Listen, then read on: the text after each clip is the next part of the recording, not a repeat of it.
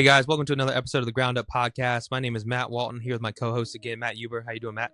Great, man. How are you? Good. We got a third guest today who will be joining us for a little bit here. We also got a great guest, someone who's been a successful real estate wholesaler for the past 3 years, along with a bunch of other things. In his first 2 years, he did over $500,000 with no money spent on marketing, which sounds crazy, but he's going to tell you about how he does that in a little bit. He is a wholesaler out of Jacksonville. He runs a Master Your Market Challenge for anybody who's looking to get into wholesaling, any real estate investors, agents, in order to really understand your market and to master it. He does that once a month for 5 days out of the month to teach you that. He also has a book called The Cornerstone Method that he's going to here to promote in just a second also. Carlos Bolton, how you doing? I'm good, man. Thanks for having me. Appreciate you guys inviting me on here. Awesome. Good to see you. Are you still working with your wife? You guys still like a tag team on everything? Or is she's took more of the role with the kids for a while, and she's pregnant. The next baby's due in 9 days. So. Oh my gosh, what baby is this? The number five. Yeah, I got my hands full with 3. You got number 5 coming, so I get that. Yeah, my wife, she's my business partner also. She handles all the contracts and stuff like that too. But right now with the little ones that we have, they're taking over a lot of our time too. So I'm sure that's a struggle. How are you? I'm just curious, because we both kind of run the same thing with our kids and our family and how we run together. How does it work right now with both you guys working together? How are you guys making it work? Yeah, so I mean, with her really, taking the back seat for a little while with the kids, I'll say her main role in the business was to identify leads and properties, and then I'd be building relationships and doing the analysis. So that's really that was our yin and yang on that one. Okay, so now you're having to pick up with finding the leads and everything too.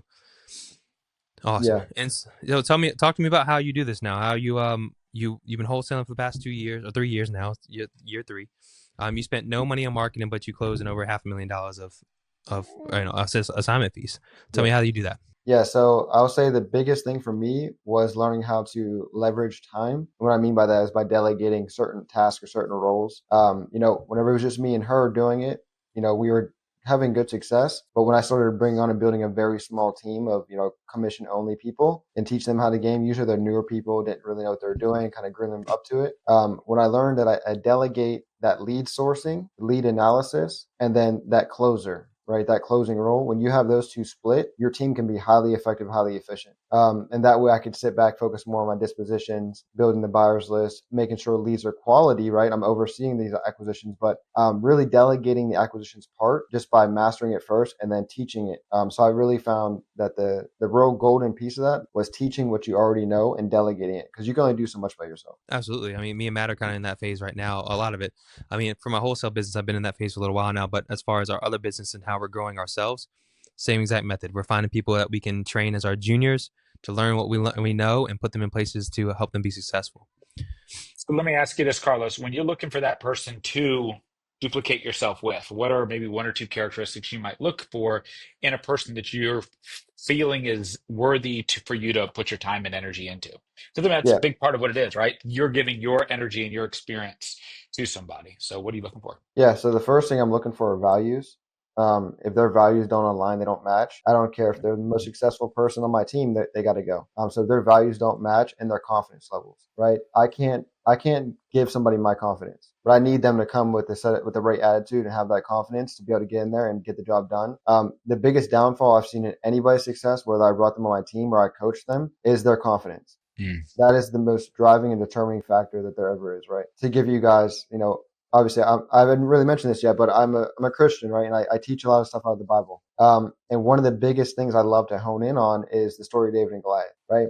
He didn't win just because he was anointed by God. He won that battle. He got the objective, and he got the riches and the tax-free and the king's daughter. He got all that stuff because he was confident. As soon as he walked up there, he was like, wait, what is that thing that I need to do? What's the reward? Oh yeah, I got this, right? Saul's like, take the armor. He's like, no, I don't need it, right? His confidence level was so high. That's why he won. So that's like the second most important thing when hiring somebody, that confidence has to be high. So you mentioned, the value stuff, and I assume values tie right back to what you were just talking about, the Christian beliefs and the fundamental aspects. And both Matt and I are believers as well. And a lot of what we do is foundationally in that. And one of the things back my time in the corporate world that I always was afraid to do was lead with my faith, right?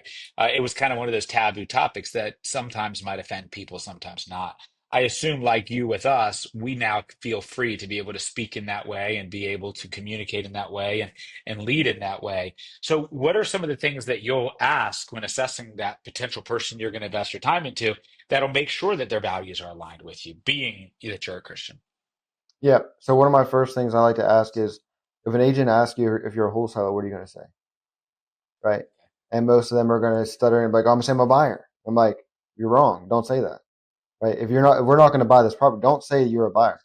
And like, well, what am I supposed to say? I'm a wholesaler. I'm like, no, don't say you're a wholesaler. Your name is Matt. You have interest in this property and you want to get to the closing table. Mm. Exit strategy doesn't matter.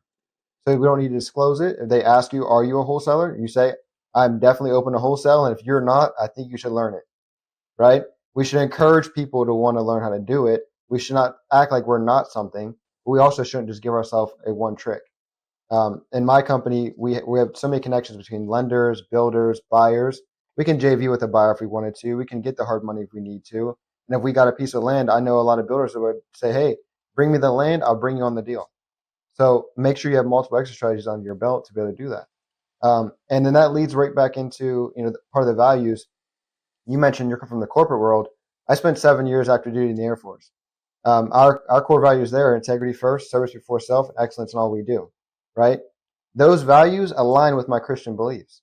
Right? Integrity first. Don't lie. Be a trustworthy person. Service before self.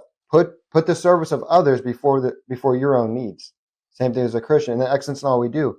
God made us kings. Right? We are kings of our things, so we have to be excellent. And that's just kind of how they go hand in hand, back and forth.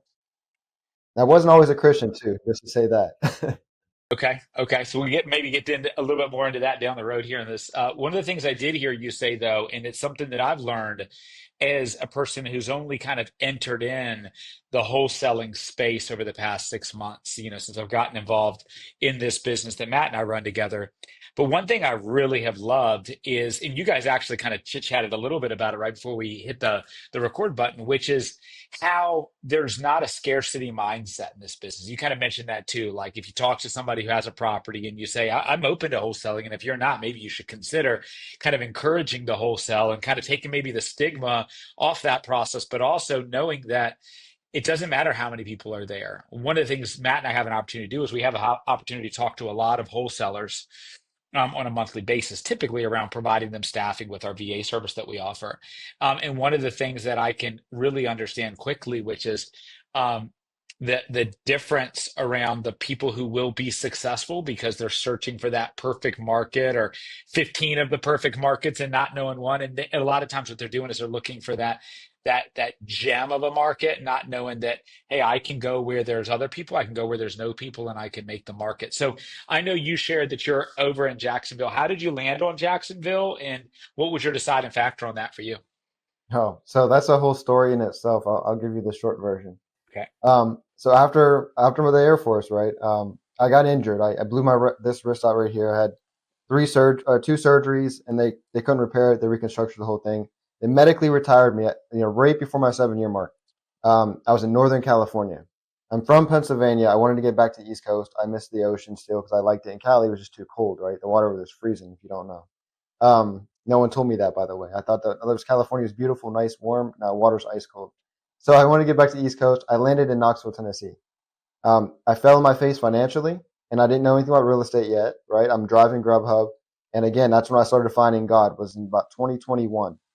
Start finding God then. I start praying more, seeking Him more. And I ask Him to give me something that I can do to provide at a high level for my family. And I found Grant Cardone. And then I went to his real estate summit, gave him my last $1,000, got his multifamily course. That wasn't it for me, right? I don't have capital to do it. I don't got a network yet. Lord, I need something else. That's when I started finding wholesaling stuff.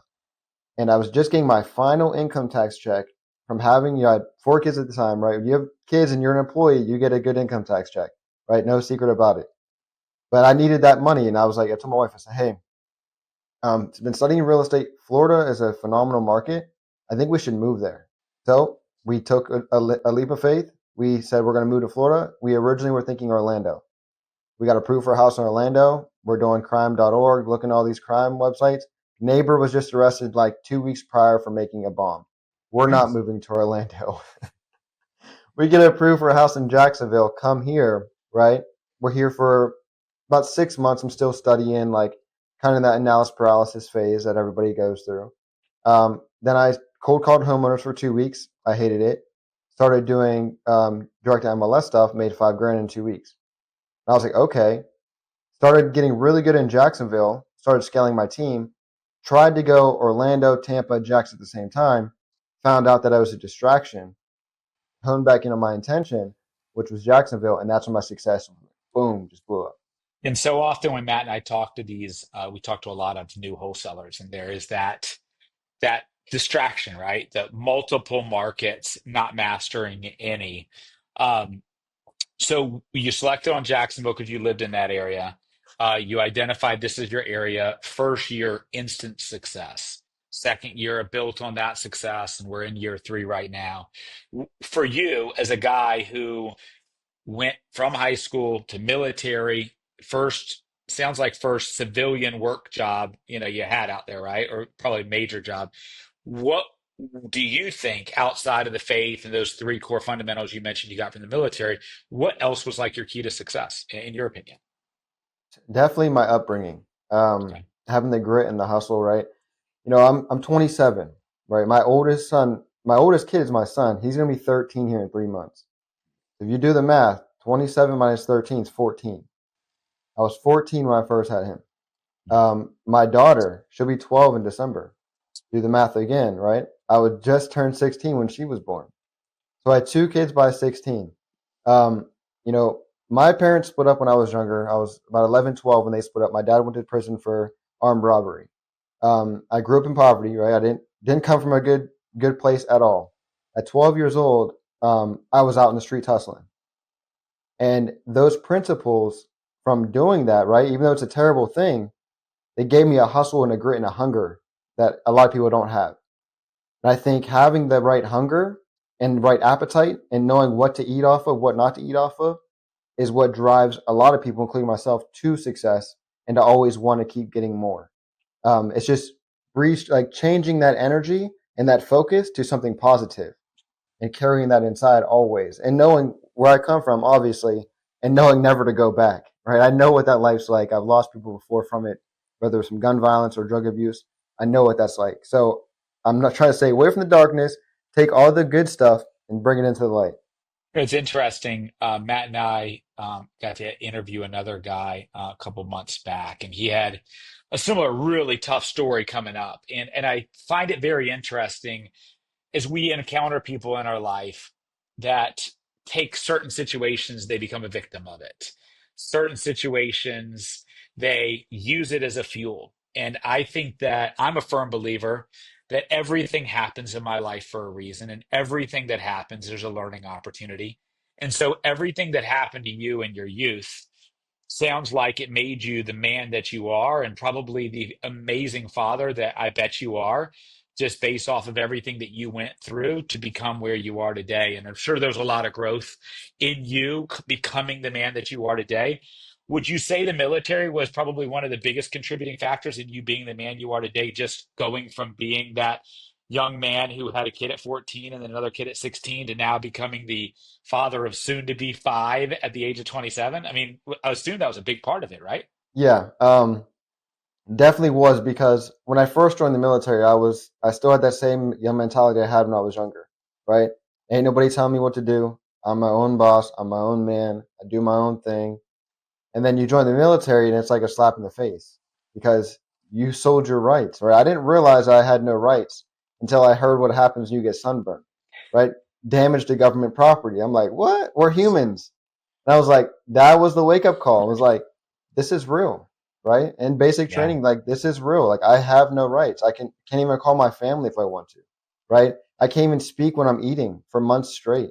I have to walk in a straight line and they put the dessert thing right by the snake pit, which is, where all the MTIs are, right? And everybody's scared to go over there. Of course, I had the courage to do it, but it's still a little nerve wracking. But to know, right, that, hey, discipline is forced, right? And discipline is, I didn't have my own discipline before, Mm. but I was forced to have it. And that definitely groomed me later on as I went through the ranks, started taking care of troops and managing teams and all that kind of stuff. It definitely helped me, and it helped me understand too the business side, because the military and the government is a big business. Mm. Um, and of course, the one thing they suck at is budgeting. So I learned how not to waste, the stuff and the resources that I have from that. So definitely it grew me into who I am today. Awesome. Well, I want to go back a little bit. What a couple things you said.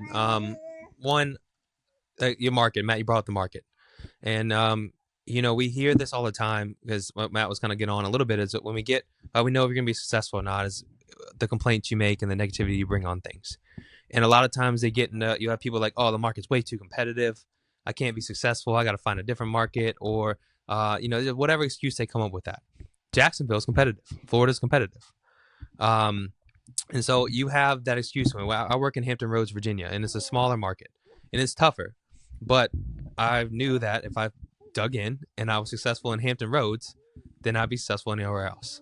And so, did you have kind of that mentality? And how do you, if it is a competitive market, how are you still successful in it? So I never really looked at competition in a way, because I knew that if somebody else was, I could. And I will say that, for the people that do have that mindset of it's a competitive market, it's saturated, the determining factor between somebody that succeeds and somebody that fails is what they're focusing on, right? Someone that fails focus on distractions, which would be that saturation, competitiveness.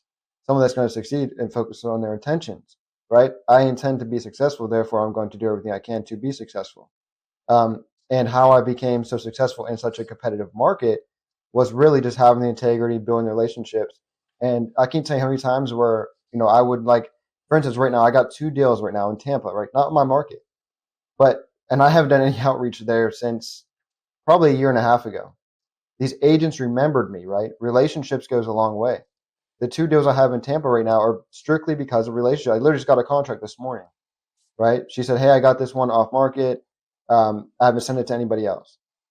If I didn't have the relationship, that would not feed me. So having strong relationships in your market matters. Don't treat this business like transactional. It's very relationship based. Treat it like a business, right? A business is nothing without its customers and its clients. We're the same exact way. Right. And one other thing you said about it also that just I thought about after you said is, you were doing the hustling at 12 years old, and then you found a way after a military and stuff to use that hustle into something that was better, something that made you simply more money, more successful, and in a safer, obviously, environment too. It's funny you say that because I think about that all the time. I see people drive around my neighborhood collecting scrap metal, right? And I'm like, that is a lot of work. That's a lot of work. And you're making, I don't know how much money you make on that, but I'm sure it's not a whole lot. Same thing I think about when I hear about people stealing like HVAC systems and stuff like that, or copper. I'm like, how much effort you have to put in to do that to make $100. You know what I mean? And so I was like, and I think about that, and it's like, if you just took a little bit of that effort that you put into that and you put it to something else that was better, I wonder how successful those people would be. Yeah, I mean, I don't know. Do you ever think about the same thing? Am I One crazy hundred about it? percent. 100. It's harder to make $30,000 a year than it is to make 300. Right, And right. whether it's physically harder, right, or even mentally harder. Because if you're only making $10 an hour, you can't see anything past it. You have no given clue how to make anything more, right? So you're making that $10 an hour. You're sitting there dreaming, like, I just wish I would do this. Or you're playing the lottery, like, I wish I would hit the lottery. I can't wait to hit the lottery. And then before you know it, 40 years goes by and you're saying the same thing, and you miss the number 4 times by one number, right? So, like, keep on wishing, keep dreaming, but you have to go out there and you have to seek it, right? And that comes into, again, our faith, right? You have to seek and then you'll find. Most people, they stick with their $30,000 a year, stuff like that, because they don't see themselves in a higher level. They just dream about it. You really have to see it through. So let me ask, as we kind of go into some of the other things we talked about at the beginning, you mentioned you do a challenge. So first off, as a guy not from this industry, I've heard this challenge thing that happens here. I don't even understand the terminology around the challenge. So maybe you can explain to me remind me what the name of the challenge is, and what does a challenge even mean? Yep. So it is the Master Your Market Challenge. And Okay. a challenge is different from, let's say, a class or a Mhm. seminar, where seminars and classes sound like they're just that you're there to get information, right? A challenge is at the end of every day, I challenge you to do something. And based on if you take Hmm. upon that challenge is going to also based on your future success from the challenge, right? My challenge is not free. The reason being is because people that come for free stuff don't pay attention. I do a free webinar every single week, and there will be 100 people that sign up and 10 people show up. Mm. Why? Because it's free. And that free webinar, I can guarantee you get more knowledge and more information for wholesaling and investing than you do in a $10,000 course. And I know because we've been a part of courses, right? I've paid money for that kind of stuff. And there's nothing that's hidden. Now, my challenge that I do, the first day we analyze how to analyze a market. How do you determine if a market's good or not, right? And then you get a worksheet. How do you analyze your market? Follow these steps. Analyze your market you have in mind. Now, based on all the numbers and the scaling on it, is this a good market, right? How's migration? What's the median house cost? What's the median income level, right? What is the population? What's the age of the people that live there? Are they mid 60s or late 70s for the most part? I mean, it might be a good market to buy in, but is the migration matching? Or is there young people moving in, right? So all of these things. The second piece to doing strategies. Not everybody's going to be a wholesaler. Not everybody's going to be a fix and flipper. Not everybody's going to be an agent. But we should all understand what each one is, right? And then I challenge you to determine which one fits you and your character right now, right? And then we go into communication skills. How many people struggle with communication skills, especially in real estate? They don't know what to say, how to say it, and when to say it, right? They put the cards out too soon. So I teach them that. And then I challenge them to come up with not a script, but a framework that is comfortable with you. Because if I give you a script to follow, you're going to sound like a robot, right? So I say, throw the script in the can. Let's build a framework around your characteristics, around you, around who you are. And then we keep doing that. And the fourth day is systemization, teaching people free systems, paid systems. And then I challenge you again, pick out a system that you feel fits, whether it's free or paid. Because my first 6 figures I made without any type of CRM. It was a Google Sheet, a piece of paper, a pen, my cell phone, and my laptop. So you don't need a CRM. Does it help? 100%. If you don't got the money for it, you don't need it. And then the fifth day is a master stack. We put it all together and build a game plan for them to go out, and that's the end of the challenge. Yeah, that's awesome, and I agree with you on not doing the free thing. I understand that. Now I do want to create a free community to help as many people out as possible. But I see in like the free groups, like the free real estate groups and stuff like that, you see like the comments are just crazy in there. And like when somebody talks about paying for like sub 2 or something like that, and people are like it's a ripoff. You should never have to pay for this. I'm like, no, there's a reason why. Like when you get in, you understand why you make people pay for it, and whether you make a bunch of money off it or not doesn't matter. But the fact is that the people are going to join your community and be serious about it. The ones you're going to spend your time with are going to pay, and they're going to be serious when they pay. And the ones that aren't willing to pay are just going to waste your time. Yep. And that's typically how it goes. So I get why you do that. So what's next for you right now? So you've got your business obviously going here in Jacksonville. You guys doing a lot of wholesaling. You're looking to help out a lot of people doing the same thing. How are you growing your business now? Yeah, so I'm really in a creative space right now. Like I said, I wrote that one book on real estate called The Cornerstone Method. I'm writing my second book, more inspiration, motivation, that kind of stuff. Tell us about And the Cornerstone Method real quick. so the Cornerstone Method is literally it's a handbook playbook, right? It's not a storytelling book. I'm not in there telling stories. I'm literally telling you how to do the business from A to Z, everything that I've done, how I started, my ups, my downs, what to learn from, what to implement. And if you want to make your first 6 figures, just read the book through. Like that's literally what the book is about. It's called the Cornerstone Method because it was my method of doing things, right? Between the MLS and a slight amount of agent outreach, I focus more on MLS. And a lot of people, again, have that mindset. MLS is, well, buyers don't want properties on the market. Well, that's not true. If you have buyers that you have a relationship with, they don't care where the deal comes from. Numbers make sense. They're going to buy it because it came from you. And just teaching people all of that, teach them how to build buyers list, how to work with agents. If you want to do direct to seller, these are the practices that I found that are best. And also, not to run by a flat ARV percentage, right? Don't run your every single deal saying 65% times ARV is what my buy price is on every property. It's not true. It's not true at all. So I also teach them how to break down numbers and exactly what you need to break down. To don't get too particular, saying, well, how much does carpet cost? But to get average dollar per square foot, get that roof, that average roof cost, HVAC cost, plumbing cost, electrical cost, and I give my whole formula in there. Especially for if you're in the North Florida market, I mean, the whole playbook is there. You can come in this market and quote unquote be a competitor with me, right? Like It doesn't bother me at all. So that's what About that to book book's right about. now because we're about to be working with you real soon. Yeah, yeah, for sure. Let me ask you this, Carlos. And this is like for me, the real estate side and the wholesaling side. I'm learning a little bit about it, but it's something I don't know a ton about. What I do get excited about is team building, management, entrepreneurship. So you mentioned earlier the original business you had, it was with you and your wife. You've kind of expanded to add some additional team members. Right now, today, how many people do you have on your team? And if we forecast down the road, what are your plans on growth with your team? Yeah. So I went from me and my wife to I went to two people on my team.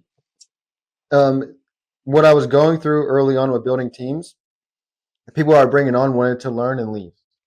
So I had a Mm. lot of that turnover, constantly learn and leave. Get them, $10,000, $15,000 in a couple months.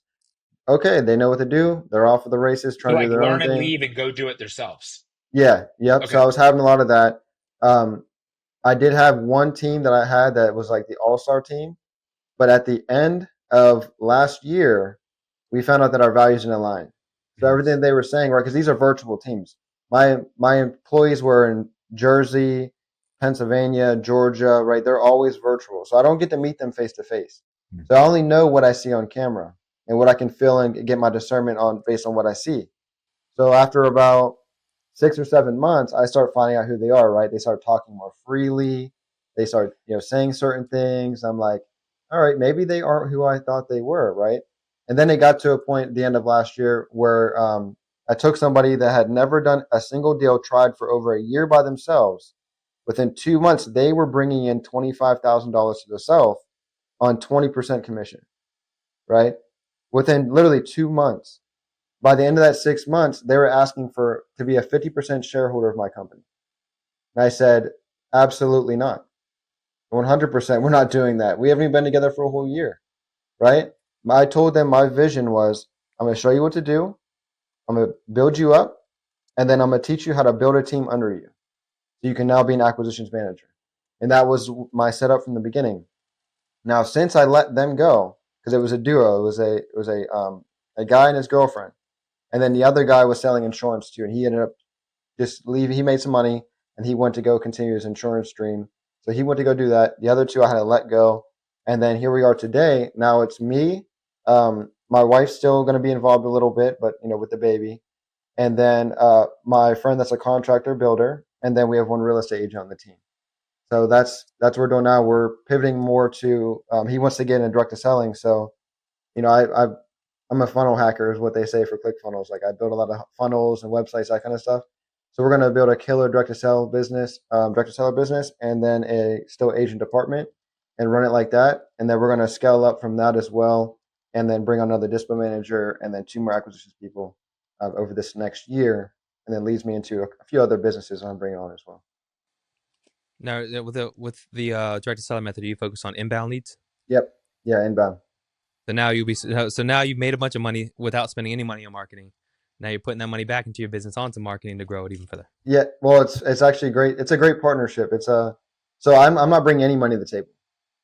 I'm bringing all knowledge and technical aspects, right? The website building, the managing teams, the training the team. My builder buddy said, I'll put the money in marketing. Tell me where to put it, I'll put it there. So between my knowledge and his resources, we get to build something together. So it's really just finding that duo, right? And the other person who you're going to partner with. I don't know if you guys ever read the book by Dan Sullivan, Who Not How, Yep. right? You want Yep. to build something, it's who you know, not how you do it. Right. Yeah, I don't read too much there, Carlos, but I agree with that principle in general. I mean, one of the reasons why Matt and I work together is because we kind of see things very similarly, but we do have kind of two different ends of the sword in regards to what we're able to do and what kind of the purpose of this tool is. I've got a certain thing that I do very well. He has a different thing he does really well. We complement each other very well, but we don't cross over too much in regards to where our strengths are and kind of what each of us bring to the table. So I agree. In a partnership type environment, those are things that are very, very important. And Matt and I, about 6 months ago, met with a consulting company as we were early in stages. And that's something that they had challenged us, which historically I had only tried to find and create junior versions of me. And he said, if you only have junior versions of you, if you're the smartest person in your business, you're probably not as good of a leader as you think you are, in that regard. So he's like, I challenge you to bring in a guy smarter than you, that has a skill set and a tool, like a mindset that's different than yours, so that he challenges who you are, doesn't just support who you are. So I think that's something that really, really, stuck in me, was he said that. I don't know if any of that was in that book, but that's something that we've learned along the way over here. Yeah, no, that's definitely very true, and that's why me and him are going to partnership. He was the contractor on the deal, my first deal I ever sold. That's how we met, right? He was walking the Wow. property that the investor was buying, and we became friends. Anything I needed, I'd give him a call and say, hey, what would this cost for me to do this? Hey, what would this cost me to do that? Right. So I give him a lot of credit for a lot of the stuff I learned when it comes to like cost and construction come from him. Now I'm an electrician by trade. That's why I did in the Air Force. So I understand electricity. I understand that kind of cost, and that side of the business. But I didn't understand the masonry, the carpentry, right? All the other stuff. I didn't get that kind of stuff. So, and especially with him being here at Flipping House since 2014, but he's been doing it a while here. So definitely leaning on him and learning that. And then he introduced me to some great contractors, like subcontractors, right? Some HVAC guys and some plumbers and that kind of stuff. So again, relationship goes a long way. But again, he is so far advanced in the construction world, and I'm so far advanced in the wholesaling world to where we come together and we can just have something great. And we made good, like, for instance, another thing too, guys. Um, One of his first wholesale deals he did, I had no part on other than helping him understand and how to write the contract. And he paid me $22,000 to do that. The deal was 44 grand. He cut me in. He was like, I'll give you 50% of this. You help me with this. 100%. Yeah, let's do it. Yeah, Matt, we need Right? five friends like that. Matt, we yeah, need right, five right. friends like that. Come on. No, Bring me more Yeah, friends like that. absolutely. absolutely. That's awesome. And so you guys, working together, and you're building this. Are you taking properties on yourself? Or are you kind of giving like a first right of refusal on these deals that come in since he's paying for the marketing? Like, how's it work out with that? Yeah, so he has his other business, flipping business, and then he also has the building and stuff like that too. So he will get to get cream of the crop, but the way we are writing out the operation agreement is anything he gets, he has to pay a minimum of 8% back into the other company, right? Okay. So that way I'm still getting paid on that kind of stuff. We keep it separate, um, and then of course if there's some deals that I want to do, I'll do that. But I'll be honest, guys, I like to keep my risk low. That's why I Right. never put money into marketing. So I Yeah. don't really care about like flipping that much. But if I have one where I'm like, okay, I can make 100 grand on this, Yeah. I'm gonna take that deal. But if it's Yeah. like a 30 or 20, I'll wholesale that one. Yeah. So Um, that's funny you say that because I feel like this is, and a lot of people might think the same way as us, and or anybody in general, where it's like wholesaling is your kind of your entry, where you can get in. And I think that one of the most important skills you can learn on in real estate is how to find deals, yes. how to find deals, how to underwrite those deals, how to understand the opportunity within those deals. And so I think that it's a really great method to get you in to learn that. Now, I think a lot of people now take that and then move into other things. So I was wondering, like, are you actually moving to other things? Or are you just happy with wholesaling consistently? I've heard both sides of it. I I've been we buy properties and we're gonna buy more, but God, it's like, do I want to spend 6 months flipping this property and making 30, 50 grand?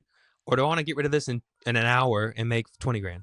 Like, and it's kind of going both ways. So how are you feeling about that? Yeah. So I'm more like I said. My first introduction to real estate was Grant Cardone. Yeah. So holding multifamily, holding the Right. commercial real estate, that's where my mind is at.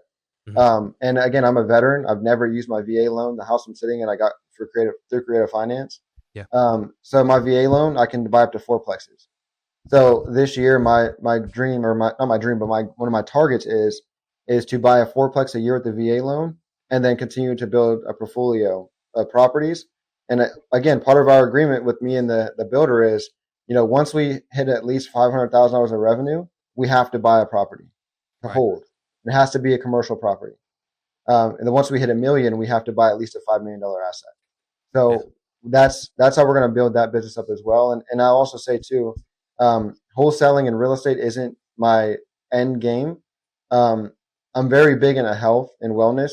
Not really the sense of like working out and being like a gym rat, but eating healthy. Mm-hmm. And as you guys know, I'm sure you guys have heard of the MAHA movement, right? Make America Yeah. Healthy Again. Oh, yeah. I feel like there's a huge opportunity without going into specifics, so nobody steals my idea. I'm going to create, and I've already pitched it around a couple of times and have some people interested in it, to create the very first nationwide fast food chain powered by Whole Foods. So that's one of the things that's in the making, and by the end of this year, I plan to have my first location. Wow, that's awesome. I always wanted to open up a breakfast burrito place because I love breakfast burritos. The opposite of Maha. The opposite of Yeah. Maha. Yeah. Yeah, It's gonna be fresh fruit. yeah. No, I love I love food, right? I'm not a vegan or vegetarian, but I like a lot of bison, chicken. Like I eat high quality meat, right? I'm not into the crap. I've been at McDonald's in probably a decade. Yeah, no, I can't tell you the last time. My son always sees the play place when he goes by. I'm like, yeah, we don't go in that place. Yeah, my kids know. I've brainwashed my kids to say, "Ooh, McDonald's." Every time they go by it, they say it. That's smart. I'm gonna do the same thing. Yeah, he's getting lured in by the play places over there. So with your business here, obviously you're scaling here to a bunch of other things, and one of the things is multifamily, which I would love to get into. You hear a lot of gurus. They start off and they talk about it, and they say, if I were to go back and start again, I would buy bigger. Because they started off with residential. They always do residential and then eventually move up into multifamily. Like I would have gone bigger from the get go. Like you said, it's easier to make 300,000 or plus, millions of dollars versus the 30,000 or whatever you're doing, because you had to put so much work in just to get that. But really, when you get to that level of you making millions of dollars, it's other things that are doing it for you, and you're just kind of putting systems in place. So that's great to know that I'm not the only one that thinks like that. I think that with this wholesaling method that we're in, gives us the opportunity to have those properties come our way, opportunities fall in our lap, things come in, and we just understand what the team built. Now we just pick off what we want to go. So awesome. So we're going to jump into our last segment here. It's called our lightning round. We're just going to ask quick questions built for quick answers. I know you're doing a lot in content right now. I see your content consistently. And so I want to make sure that we give you some opportunity to post clips of giving value back and information back to anybody who's listening here. So we'll jump into these quick questions here, and then we'll wrap it up. Cool. That's good. All right. So first question, you mentioned earlier, discipline. To you, what is discipline? Discipline to me is doing what you don't want to do, but doing it anyways and doing it at a high level so that you can be successful. If you don't have discipline, you're not going to have anything in your life. Absolutely. Yeah, everybody says success is doing the small things over and over again that people stop to do in order to get there. And then give me 3 mistakes you see new wholesalers make. 3 mistakes: not knowing their numbers, not focusing on relationships, and thinking they know more than everybody else. As you're looking for to find the next person you're going to partner with within your business, or to grow or to build a market with, what's the number one attribute you're looking for in that person? Always integrity and honesty. That's the trust is the beginning of every relationship. If you don't have trust, you don't have a relationship. It goes with your marriage, your friendships. If I can't trust you, I can't be around you. Awesome. Now, I don't know if it's going to be the same answer or not, but when you're looking to hire somebody to replace something you're doing or looking to scale up and stuff like that, what are some of the things and key characteristics you look for in that? Again, that trust and the confidence, right? I don't want them questioning everything I tell them. If you're coming in to work under me and learn under me, you have to be coachable. You have to be coachable. You have to let me coach you, and if not, then we can't work together. So there's a big part of it. I know you mentioned one of the first people to introduce you to the wholesaling stuff was Grant Cardone. Today, as you have navigated and become who you are, who's maybe the most important influencer, person you follow, book you read, things you learn out there? My biggest two, I'll give you 2. The first one being Myron Golden. I've been following Myron now for a couple of years. I've watched him grow from 400,000 subscribers to 1 million now. He just hit. Second one, Alex Hormozy. Totally different people. One extremely faith-based, the other one extremely like business, secular type guy. But between the 2 of them, you get some really good stuff. Awesome. All right, what's your 1 year, 5 year, and 10-year goal? 1 year plan is to have this direct-to-seller company moving and grooving, doing at least 6 figures a month in net profit. 5-year plan is to have that restaurant chain franchised in at least 5 locations. In a 10-year plan, I want to be able to hit $100 million in net worth. Awesome. Last question we ask everybody is, when all is said and done, when you're about to give your last breath, Carlos, what do you want your legacy to be? I want my legacy to be able to extend across generations, and for my name to forever carry on throughout my family. And most importantly, I want to be able to take my last breath and say I'm ready to make it into the gates. Make sure I'm a good man. Awesome, man. Thank you so much for your time, Carlos. I know we kind of got you on here last minute. Thank you so much for being flexible with us and jumping on here. really couldn't have asked for more from you. Thank you so much. Yep, you're welcome. Thanks for having me, guys. If you guys got any value out of this, please like, subscribe, comment, hit the bell icon for alerts. We release these podcasts every Monday at 10 o'clock. Do us a favor and subscribe to us and let us know how you think about the podcast. And if you got any value, please follow Carlos. We'll give you all his social media links in the descriptions for you guys to go on. We'll tag him on the videos that we post out there also, so you guys can easily follow him, get a part of his challenge, get his book. I'm going to get his book because I'm about to start wholesaling in Jacksonville also, so I need to learn from him about the area in Jacksonville here. So please, guys, follow him, give him some support, and thank you so much again. Thank you, guys. Thank you, guys.